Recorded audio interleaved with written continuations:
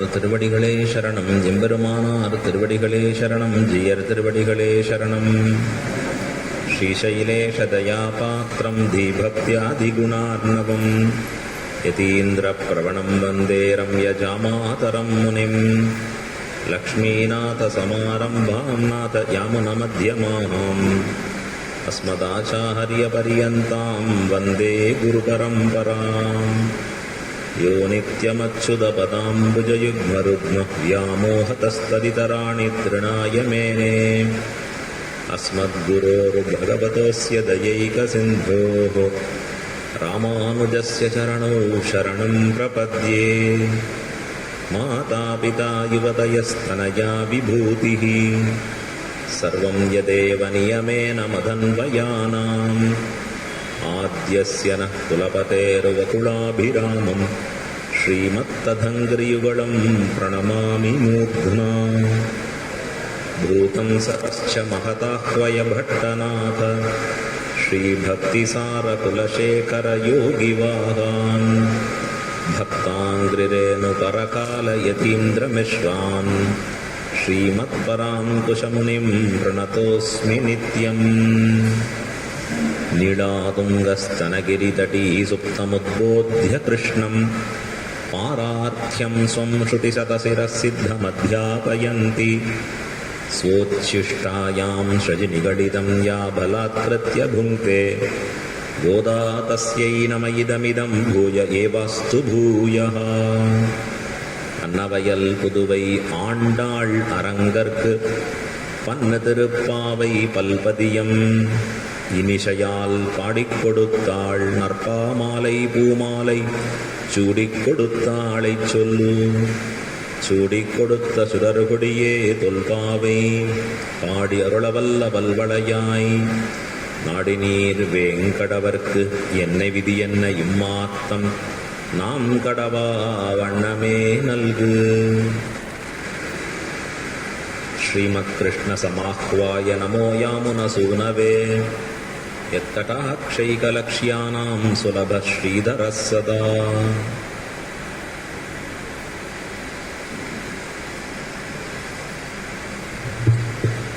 ஸ்ரீரங்க க்ஷேத்திரத்தில் ஸ்ரீரங்கநாதனை அடைவதற்காக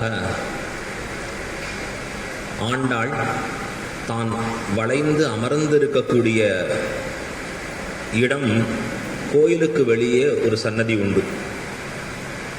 அடைய வளைஞ்சான் வீதி அப்படின்னு சொல்ற அழகா. ஸ்ரீரங்கத்தினுடைய அமைப்பே அற்புதமான ஒரு அமைப்பு.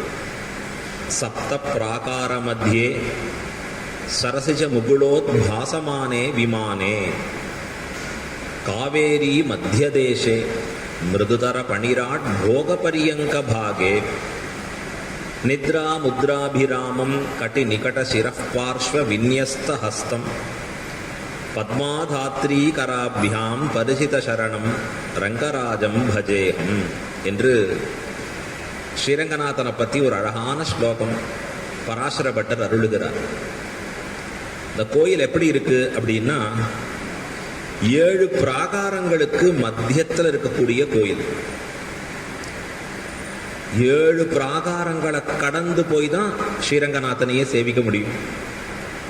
அப்படி சப்த பிராகார மத்தியே அந்த 7 பிராகாரங்களையும் கடந்து உள்ள போனா ஸ்ரீரங்கநாதர் எப்படி எழுந்துள்ளிருக்கார்? காவேரியினுடைய மத்திய தேசமாக இருக்கக்கூடிய ஸ்ரீரங்கத்தில் காவேரியை கடந்து 7 பிராகாரங்களை கடந்து உள்ள போனா ஆதிசேஷன் மீது துயில் கொண்டவராக இருக்கக்கூடியவர் ஸ்ரீரங்கநாதர். இந்த ஸ்ரீரங்கநாதரை சேவிக்கிறதுக்கு எத்தனை இடங்கள்லேருந்து ஜனங்கள் வரான்னு பார்த்தா அதிசயமா இருக்கு. எங்கெங்கேந்தோ வடக்குலேருந்தெல்லாம் அந்த ரங்கநாதனுடைய திருநாமத்தை சொல்லிக்கொண்டு எம்பெருமானையே நினைந்து கொண்டு அந்த கோயிலுக்குள்ள நுழையிறான். இது ரொம்ப அற்புதமான ஒரு விஷயம். என்ன அப்படின்னா, உலகிலேயே மிக பழமையான பெரியதான வாழும் கோயில் என்பது ஸ்ரீரங்கம் மட்டும்தான். இட்ஸ் எ லிவிங் ஹெரிட்டேஜ் என்று சொல்ற அழகா. கம்போடியாவில் இருக்கு ஒரு புராதனமான விஷ்ணு டெம்பிள். அது வேர்ல்டு லார்ஜஸ்ட் அப்படி இருக்கக்கூடிய டெம்பிள்னு பேர் சொல்றான். ஆனால் இன்னைக்கு போனா அந்த டெம்பிள் உயிரோடு இருக்கிறதா என்றால் இல்லை. பெரிய மிகப்பெரிய பரப்பளவில் இருக்கக்கூடியது. ஆனா ஸ்ரீரங்க க்ஷேத்திரம் என்பது அதை கடந்து இரண்டாவதா தான் இருக்கக்கூடியது, ஊரே கோயிலாக இருக்கக்கூடிய திவ்யதேசம். ஆனா என்ன மேன்மை இது இருக்கு அப்படின்னா, ஸ்ரீரங்கம் இன்றும் வாழக்கூடிய ஒரு கோயிலாக வாழ்ந்து வருகிறது. பெரிய கோயிலாயிருப்பதும் இல்லை, 1000 வருஷத்தினுடைய ஹிஸ்டரியை இன்னைக்கு பேசக்கூடிய கோயில். அங்க இருக்கக்கூடிய ஒவ்வொரு கல்லும், ஒவ்வொரு மதிலும், ஒவ்வொரு பிராகாரமும், ஒவ்வொரு கோபுரமும், ஒவ்வொன்றுக்குள்ளேயும் அவ்வளவு ஹிஸ்டரி பொதிந்து இருக்கு. அவ்வளவு உயர்ந்து விளங்கி இருக்கக்கூடிய ஸ்ரீரங்கமாகிற திவ்யதேசம். ஆண்டாள் அந்த ஸ்ரீரங்கநாதனை அடைய வேண்டும் அப்படின்னு தான் ஆசைப்பட்டாள். தன்னுடைய தகப்பனாராகிற பெரியாழ்வார், எந்த பெருமாளை நீ ஆசைப்படுகிறாய்னு கேட்கறச்சு, குழல் அழகராக இருக்கக்கூடியவர், கண்ணழகராக இருக்கக்கூடியவர், கொப்பூழில் எழுகமல பூவடராக இருக்கக்கூடிய ஸ்ரீரங்கநாதனை மட்டுமே ஆசைப்பட்டாள் ஆண்டாள். ஸ்ரீரங்க க்ஷேத்திரத்துக்கு ஸ்ரீரங்கநாதனாலே அழைத்து வரப்பட்டு ஸ்ரீரங்கநாதனை அடைந்து உய்ந்தாள் அப்படிங்கிறதான் சரித்திரம் பார்க்கிறோம். இன்னைக்கும் ஸ்ரீரங்க க்ஷேத்திரத்திலே ஆண்டாள் தாயார் 2 சன்னதிகள் இருக்கு. ஒன்று வெளியாண்டாள் சன்னதின்னு பேரு. வெளி என்றால் கோயிலுக்கு வெளியில, அடைவளஞ்சான்னு பேர். 7 பிராகாரங்களுக்கும் கடந்து வெளியில இருக்கக்கூடிய சன்னதியாக ஒரு சன்னதி. இன்னொன்னு கோயிலுக்குள்ளே நுழைந்த பிறகு ரங்காரங்கா கோபுரம் தாண்டி ரங்கவிலாஸ் மண்டபத்தில் அந்த இடத்துக்கு பக்கம் பார்த்தா திரும்பி நின்னா உள்ளாண்டாள் சன்னதி, அதற்கு பேர். உள்ளாண்டாளாக இன்றும் எழுந்தருளி இருக்கிறார் அங்க. இன்னைக்கும் ஸ்ரீரங்கநாதன் ஸ்ரீரங்கநாச்சியாருக்கு எப்படி உற்சவங்களை கொண்டாடுவாரோ அப்படி ஆண்டாள் தாயாருடைய உற்சவங்களையும் அற்புதமாக கொண்டாடி வருகிறார். அந்த ஆண்டாள் நாம் எல்லாம் உய்யும் பொருட்டு அருளி செய்திருக்கக்கூடிய திருப்பாவை. அந்த திருப்பாவையில ஒவ்வொரு நாள் ஒரு பாசுரம் அனுபவிக்க வேணும். ஆனா காலம், ஆண்டாளின் சொற்கள் என்ன பண்றதுன்னா காலத்தை கடந்ததா இருக்கு. காலம் இருக்கிறது குறைச்சலா இருக்கு, நாம் அனுபவிக்க வேண்டிய விஷயம் அதிகமா இருக்கு. ஆகையாலே கீழே நாம் இப்பொழுது 5 பாசுரங்கள் அனுபவித்தோம். மார்கழி திங்கள் தொடங்கி மாயனை மண்ணு வடமதுரை அப்படிங்கிற 5வது பாசுரம் வரைக்கும் அனுபவித்து போந்தோம். இப்ப நாம் அனுபவிக்க வேண்டியது 6வது பாசுரம், கொள்ளும் சிலம்பினஹான் அப்படிங்கிற பாசுரம்.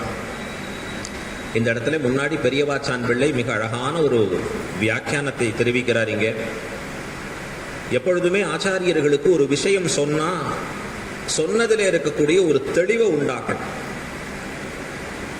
சம்ஸ்கிருதம் அப்படிங்கிறதும் தமிழிலே காட்டப்பட்டிருக்கக்கூடிய ஆழமான கருத்துக்கள், இதெல்லாம் ஆன்மீக நூல்களா இருக்கக்கூடிய விஷயங்கள்ல என்ன தன்னேற்றம் சொல்லப்பட்டிருக்கிறது அப்படின்னா, எதொன்னையுமே ரொம்ப பெர்ஃபெக்டா டிஃபைன் பண்ணி இருக்கக்கூடியவர்களா இருப்பான். அதுக்குதான் பேரே சம்ஸ்கிருதம்னு பேர். எந்த விதமான பிசகும் இல்லாமல் சொல்லப்பட்டது. இன்னைக்கு உலகம் என்ன அதிசய பார்க்கிறது அப்படின்னா, கம்ப்யூட்டர் லாங்குவேஜ், பைனரி லாங்குவேஜ்ங்கிறோம். இந்த கம்ப்யூட்டருக்கு எது புரியும்னா அந்த 0 1 0 1 இதை கொடுத்துதான் அதுக்கு புரிய வைக்க முடியும். அதை தாண்டி அதற்கு புரிய வைக்க முடியாது அழகா. ஆனா இந்த கம்ப்யூட்டராலே ஒரு பெர்ஃபெக்டான ஒரு விஷயத்தை புரிந்து கொள்ள முடியறதுன்னா அது சம்ஸ்கிருதமாகிற மொழி. சம்ஸ்கிருத மொழிக்கு ஏன் அவ்வளவு தன்னேற்றம்னா, வெரி பெர்ஃபெக்ட்லி டிஃபைன்டு. ஒவ்வொரு அக்ஷரமும், ஒவ்வொரு எழுத்துக்களும், ஒவ்வொரு சொல்லும் தெள்ள தெளிவாக காட்டப்பட்டு இருக்கிறது. ஏன் ஆங்கிலத்தில் இல்லையா? ஆங்கிலம் சொல்லலாமே. அப்படி ஆங்கிலம் படிக்கிறான், ஏ ஃபார் ஆப்பிள் அப்படின்னு படிக்கிறான்.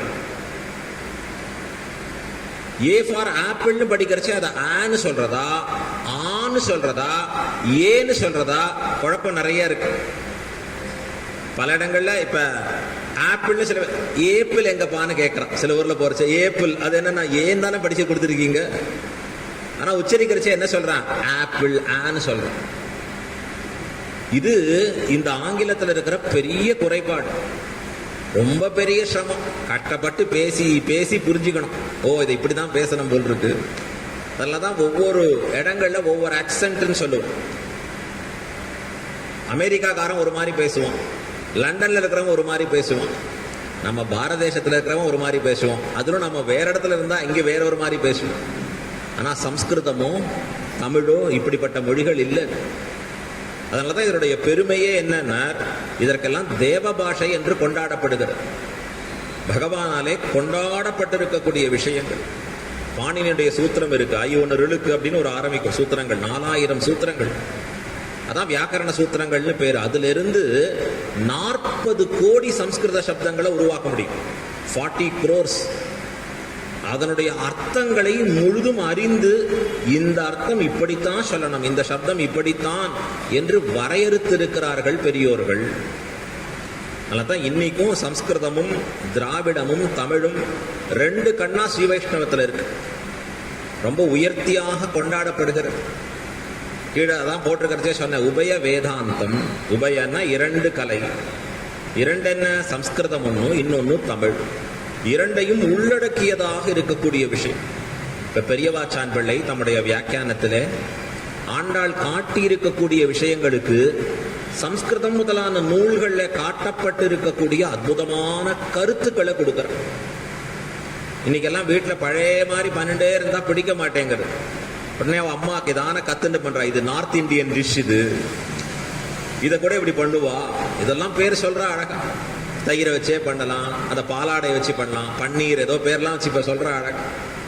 இந்த மாதிரிலாம் பண்ணி எடுத்துக்கலாம். உடனே அந்த குழந்தைக்கு எப்படி இருக்குன்னா, பரவாயில்லையே டெலிஷியஸா இருக்கு, நாம கூட வெளியில சாப்பிடாம வீட்டிலேயே சாப்பிடலாமா இருக்கு. இப்ப அந்த கலையும் தெரிந்திருக்கிற பொழுது சுவையும் அதிகமாக கூட்டி கொடுக்க முடியும். இப்ப எனக்கு தமிழ் மட்டும் தெரியறது, சம்ஸ்கிருதம் என்ன சொல்லியிருக்குன்னு தெரியல. சம்ஸ்கிருதம் மட்டும் தெரியறது, தமிழ்ல சொல்லப்பட்ட அர்த்தங்கள் என்ன அப்படின்னு தெரியல எனக்கு. அப்ப நம்மளால அதை சேர்த்து பார்த்து அனுபவிக்க முடியுமான்னா முடியாது. நம்ம கிடைச்ச பாக்கியம் என்ன, ஸ்ரீவைஷ்ணவ சம்பிரதாயத்துல நம்முடைய ஆச்சாரியர்கள், சுவாமி ராமானுஜர் வழிவந்திருக்கக்கூடிய ஆச்சாரியர்கள் சம்ஸ்கிருத வேதத்திலேயும் தலை சிறந்தவர்களா இருந்தா, தமிழிலேயும் தலை சிறந்த அறிவாளிகளாக இருந்தார்கள். அவர்கள் அறியாத தமிழ் நூல்கள் இல்லை. எந்த நூலை எப்படி கேட்டாலும் கம்ப்யூட்டர் மாதிரி பதில் சொல்லுவான். போய் புஸ்தகத்தை பார்த்து பதில் சொல்லணும் அவசியம் இல்லை. திருக்குறள் ஆகட்டும், அதற்கப்புறம் சொல்லப்பட்டிருக்கக்கூடிய பல நூல்கள், தமிழ்ல என்னென்ன நூல்கள் சொல்லப்படுறோமோ அத்தனையுமே தங்கள் உள்ளத்திலே தேக்கி வைத்திருந்த மகான்கள். இப்ப பெரியவாச்சான் பிள்ளை இந்த வியாக்கியானத்துல ஒரு கட்டம் முடியறச்சு அதை சம்மரைஸ் பண்றது. இது ஒரு அற்புதமான ஒரு விஷயம்.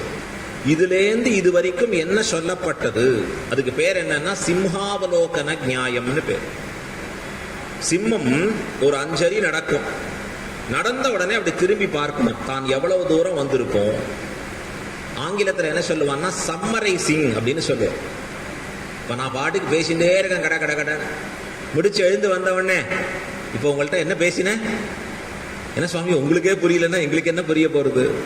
இப்ப எப்படி பேசணும், பேசுறதுக்கு தனி கோச்சிங் இருக்கு. இப்ப இன்னைக்கு அதுக்கெல்லாம் சார்ஜ் பண்றான். பேசாம திருப்பாவை கூட சார்ஜிங் போர்டு போட்டா பெட்டரா இருக்கும் போல் இருக்கு. இதெல்லாம் உங்களுக்கு கோச்சிங் உண்டு, தெரிஞ்சுக்கோங்க எப்படி பேசணும். ஆர்ஐடி லெவல்ஸ் கோச்சிங் நிறைய இருக்கு.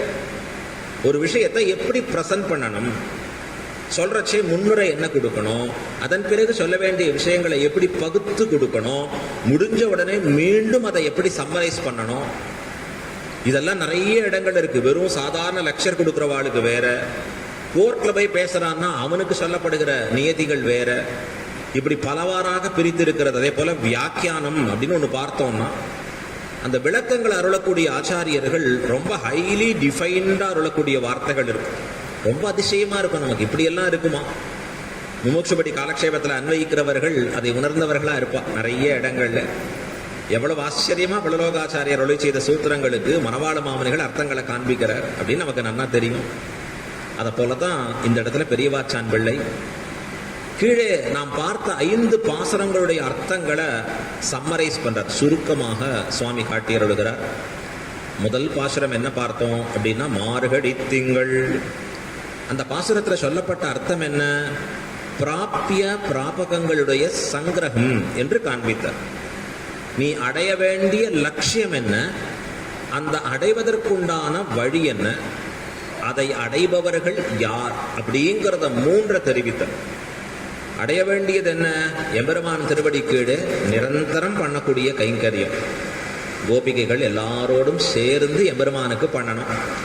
அடைவதற்குண்டான வழி என்ன, நாராயணனே நமக்கே பறை தருவான். எம்பெருமானுடைய திருவடி தான் நமக்கு வழி, அதை தவிர வழி இல்லை. ஸ்ரீ வைஷ்ணவத்தில் ரொம்ப உயர்ந்ததாக காட்டப்படுகிற அர்த்தம் என்னன்னா, அடையக்கூடிய பொருளும் அடைவதற்குண்டான வழியும் ஒன்றே.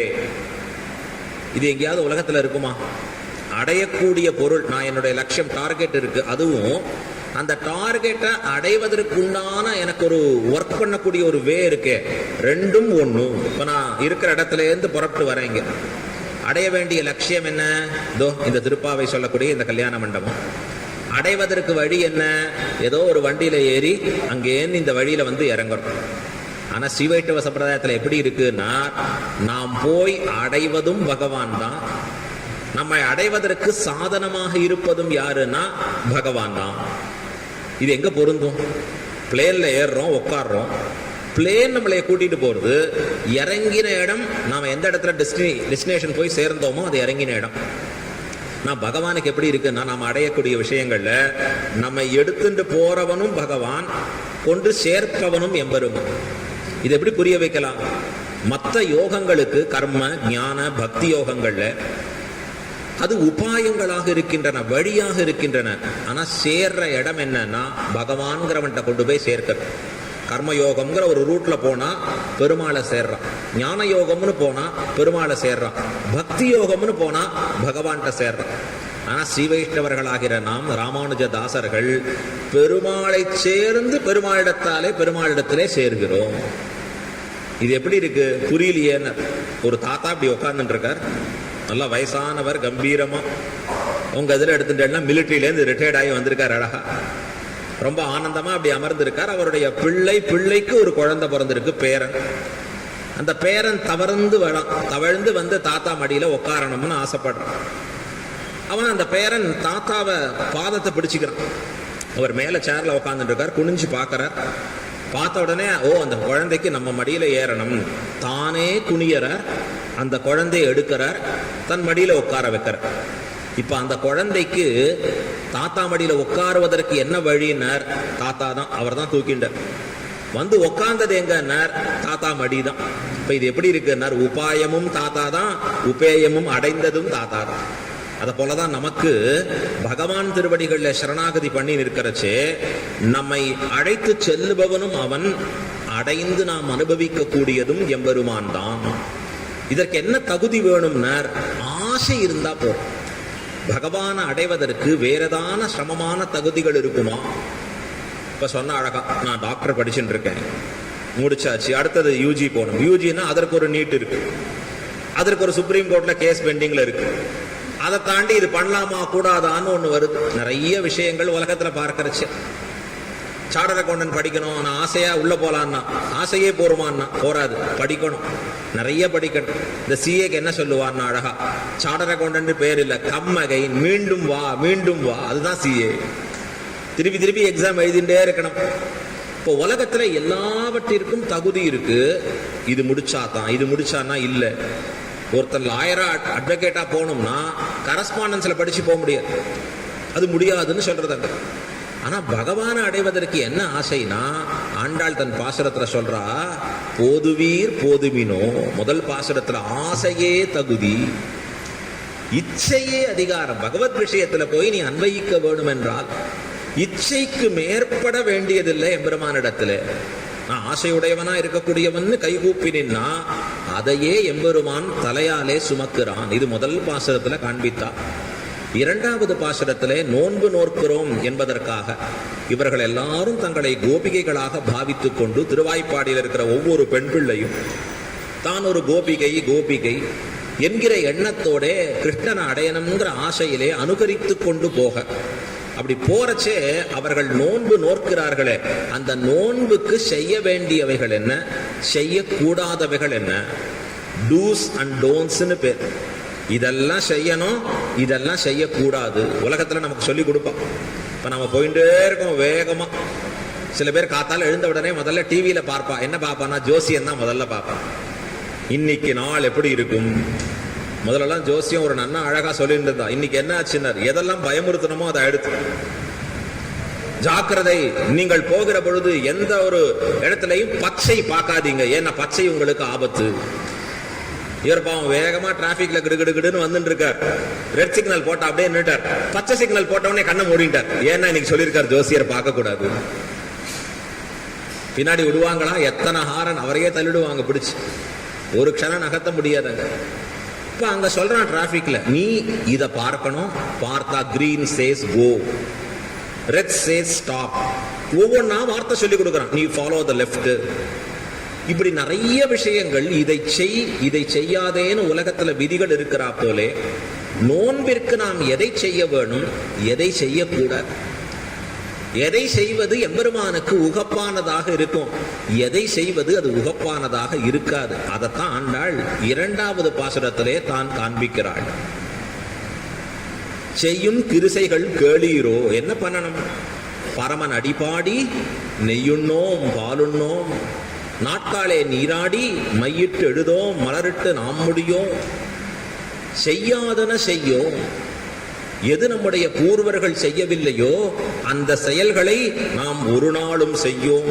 சாஸ்திரம் 1000 சொல்லியிருக்கு, இதை பண்ணு அதை பண்ணு இப்படி பண்ணு. ஆனா நம்முடைய பெரியோர்கள், பூர்வாச்சாரியர்கள் என்று சொல்லக்கூடியவர், ராமானுஜர் வழிவந்திருக்கக்கூடிய ஆச்சாரியர்கள் எதை காண்பித்தார்களோ அதை மட்டுமே செய்வோம். அவர்கள் சொல்லாததை செய்ய மாட்டோம், செய்யாததை செய்ய மாட்டோம், செய்யாதன செய்யோம். தீக்குறளை சென்றோதோம் ஐயமும் பிச்சையும் ஆந்தனையும் கைகாட்டி.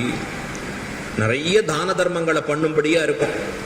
எந்த ஒரு நல்ல காரியமும் ரொம்ப நன்றாக நடக்க வேணும் என்றால் அந்த இடத்துல பெரிய தான தர்மங்கள் நடக்கணும். தசரத மகாராஜர் புத்திரகாமேட்டியாகம் பண்றார், பிரம்மாண்டமா பண்றார் புத்திரகாமேட்டியாகம்.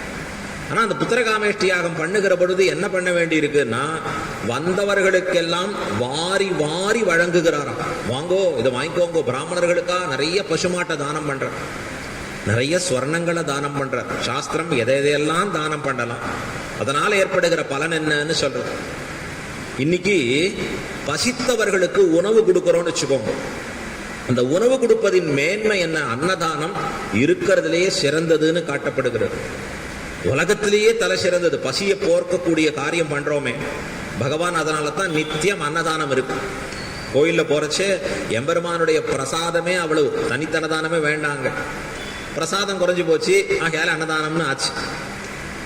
அந்த நித்தியம் வந்தவர்களுக்கு பசியார உணவு கொடுத்துட்டே இருக்கக்கூடியவரா இருக்க. திருவேங்கடமலையில போனேன்னா அந்த பெருமாள் அண்டாண்டாவா அமுது செய்வர். அப்படின்னா அண்டால தான் கொண்டு வருவா. பெரிய குச்சி வச்சுட்டு இருப்பா, அது நடுவில் 2 அண்டாவை மாட்டி இந்த பக்கம் அந்த பக்கம் ஒருத்தர் குச்சியில தூக்கின்னு போவார். இந்த சுவாமிக்கு தளிகையும் பிரசாதமும் திருவேங்கட மாமலையில வந்தவர்களுக்கெல்லாம் வாரி வாரி அப்படியே கொடுத்துட்டே இருப்பார். இன்னைக்கு ஆச்சரியம் என்ன தெரியுமா? உலகம் இன்றைக்கு பெரிய நோயால பீடிக்கப்பட்டிருக்கு. என்ன நோய் உலகத்துல இன்னைக்கு அதிகமான பாதிப்பை உண்டாக்கக்கூடியதா இருக்கும் அப்படிங்கிறத கேட்டோம்னா டாக்டர் சொல்லாமா பதில்? அதுக்கு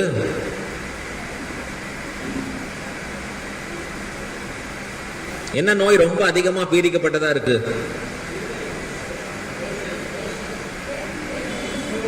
இல்ல பரவாயில்ல, உட்காந்து சொல்லலாம். ஹிருதய நோய் அப்படிங்கிற ஹிருதய நோயை காட்டிலும் ரொம்ப முக்கியமா இருக்கிறது மனசுல ஏற்படுற நோய் தான். இன்னைக்கு சைக்கியாட்ரிக்கா உண்டாகக்கூடிய ப்ராப்ளம் மிக மிக அதிகமானதாக இருக்கிறது. அதை செக் பண்ணலாம் அழகா. எவ்வளவு மானசீகமாக இருக்கக்கூடிய நமக்கு ஏற்படக்கூடிய, அது என்ன சொல்றான்னா மன இறுக்கம், மன அழுத்தம், மனச்சோர்வு, மனசுல ஏற்படக்கூடிய விகாரங்கள். இது நமக்கு பல ரொம்ப பெரிய டாக்டர்ஸ் தெரியும். அவரோட பேசுறதே சொல்றார், எப்படி வளர்ச்சின்னார் 300% இருக்கு சுவாமி growth அப்படின்னா அப்பரிமிதமா வருது. அது வருத்தத்தோட சொல்றார், சின்ன சின்ன குழந்தைகள் உள்பட வராங்க. இந்த மாதிரி சொல்லக்கூடிய வியாதிகளை கேட்கறச்சே ரொம்ப வருத்தமா இருக்கு, மனசு வெறுமையா இருக்கு. நிறைய பணம் சம்பாதிக்கிறான். இந்த காலத்துல எப்படி எடுத்தனார், அப்பா ரிட்டையர் ஆகி வாங்குற சம்பளத்தை இந்த பையன் வேலைக்கு சேர்ந்து முதல் மாசம் வாங்குவான். அவர் ரிட்டையர் ஆகி கடைசி மாசம் ஒரு சம்பளம் வாங்குறாரு, அதான் ஃபர்ஸ்ட் மந்த் இவன் வாங்குறான். இப்ப நிறைய பணம் கையில குவியரிச்சே என்ன பண்றது, எப்படி செலவழிக்கிறது, எப்படி வாழறது முறை தெரியல. செலவழிக்கப்படுறது கடைசியா என்ன ஆகுதுன்னா மனசுக்குள்ள ஒரு இறுக்கம், மன அழுத்தம், மனச்சோர்வு, இப்படிப்பட்ட ப்ராப்ளம் தான் அதிகமா இருக்கு.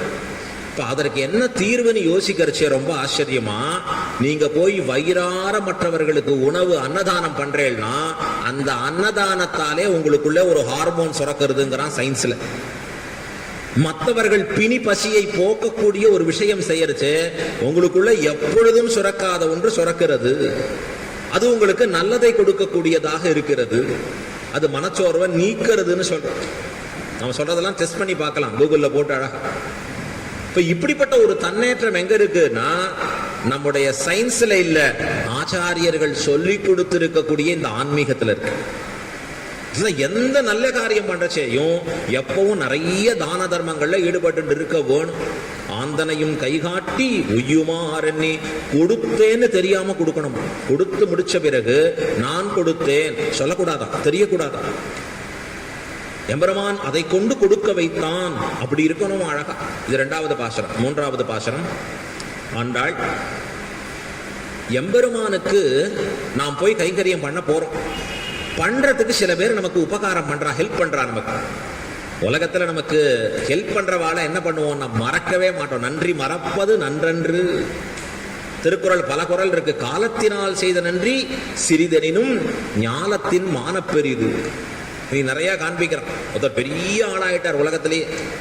ஆனா அவர் என்ன பண்றார், தேடின்னு போய் ஒரு கிராமத்துக்கு போறார். என்ன, அன்னைக்கு என்ன படிக்க வச்சவர் இந்த வாத்தியார் தான், அன்னைக்கு என்ன உருவாக்கினவர் இவர் தான், அவருக்கு நான் ஏதான பண்ணணும் நன்மையை அப்படின்னு சொல்லும்படியானதை பார்க்கிறோம். அப்ப ஆண்டாள் தனக்கு சககரித்திருக்கக்கூடிய ஊரில் இருக்கக்கூடிய பெரியவர்களுக்கு அந்த ஊருக்கு நல்லது வர வேண்டும் என்று ஆசைப்பட்டு 3வது பாசுரத்துல திங்கள் மும்மாரி பெய்து ஓங்கு பெரும் சென்னல் வள்ளல் பெரும் பசுக்கள் என்று அவர்களுக்கு சமிருத்தி உண்டாக வேணும். ஒருத்தன் ஸ்ரீ வைஷ்ணவனா மாறிட்டான்னா என்ன மாற்றம் தெரியுமா அந்த இடத்துல? சுவாமி தெரியுமே, திருமண் காப்பட்டுக்கிறது, அழகா வேஷ்டி கட்டிக்கிறது, ரொம்ப ஆச்சரியமா பகவன் நாமாவை சொல்றது, இது வெளியில இருக்கக்கூடிய மாற்றம்.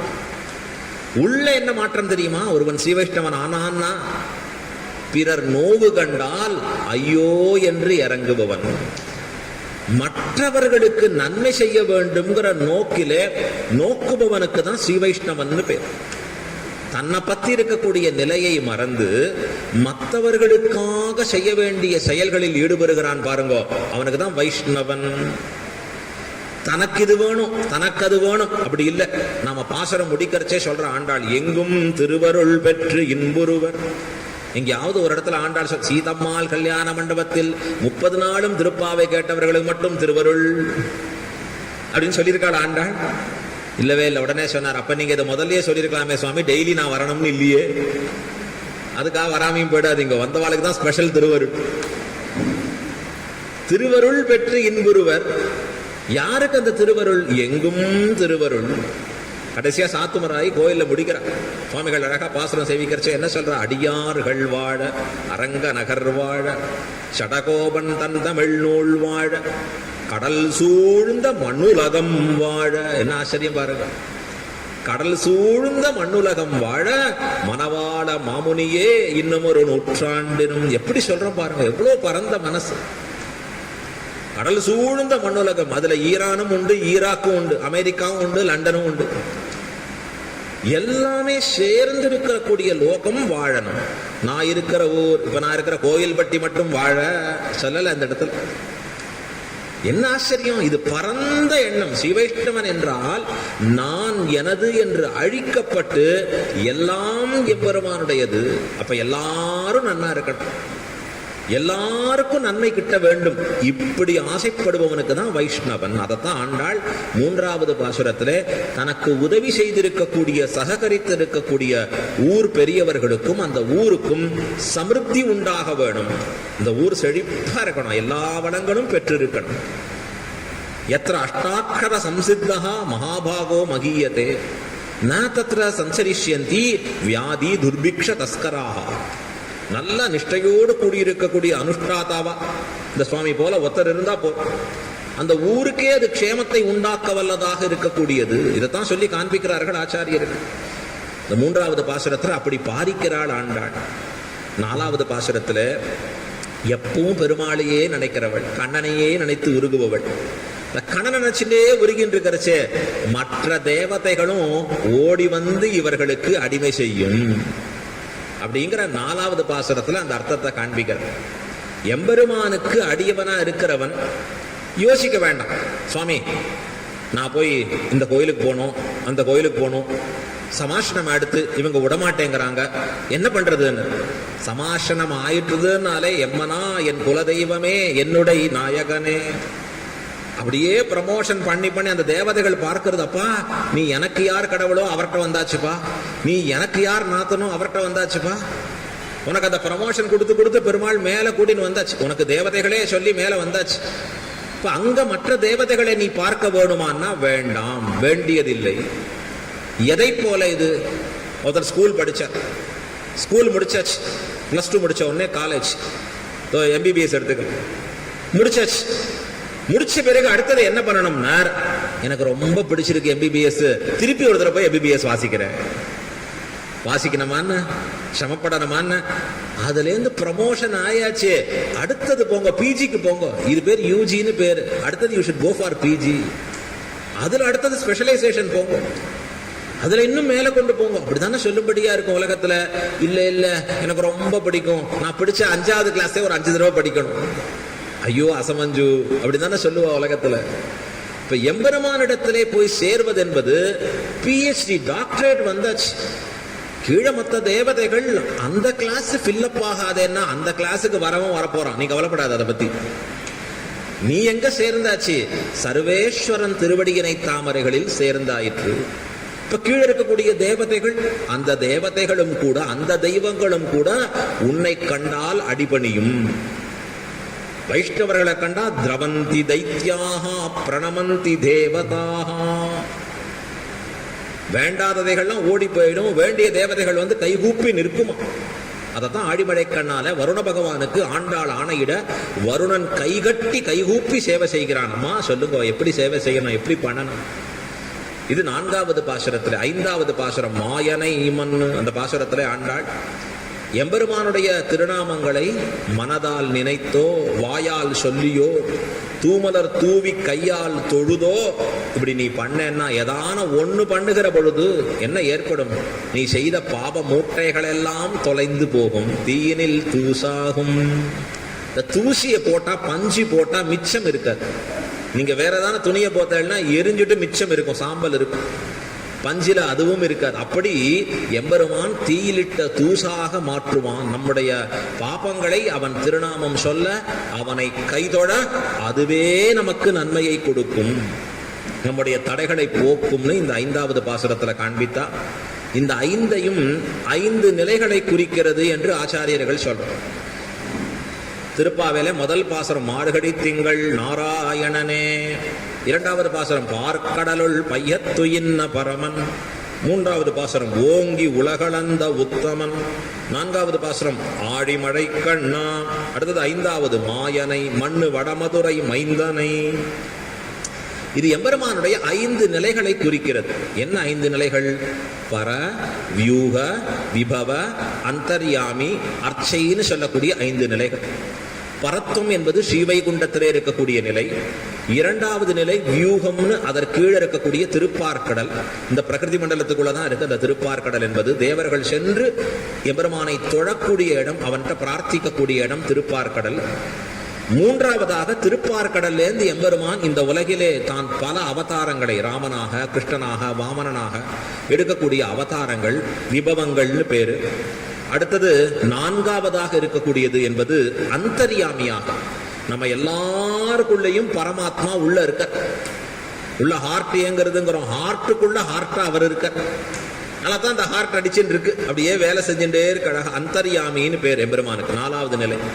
அடுத்தது கடைசியாக 5வது நிலை கோயில்களிலே குடிகொண்டிருக்கக்கூடிய அர்ச்சாவதாரம்னு பேர். சுவர்மிசை சார்த்தியும் வைத்தும் தொழுவர் என்று அர்ச்சாமூர்த்தியாக கோயில்கள்ல திவ்ய தேசங்கள்ல நம்ம வீட்டுல எம்பெருமான ஒரு சித்திர ரூபமாக ஒரு விக்கிரக ரூபமாக வச்சிருக்கோமே, இதுதான் அர்ச்சைன்னு பேர் எம்பெருமானுடையது. இப்படி 5 நிலைகளை ஆண்டாள் காண்பிக்கிறாள். முதல் நிலை பரத்வம் நாராயணனே, பரவாசுதேவனாகிற பரமபதனாக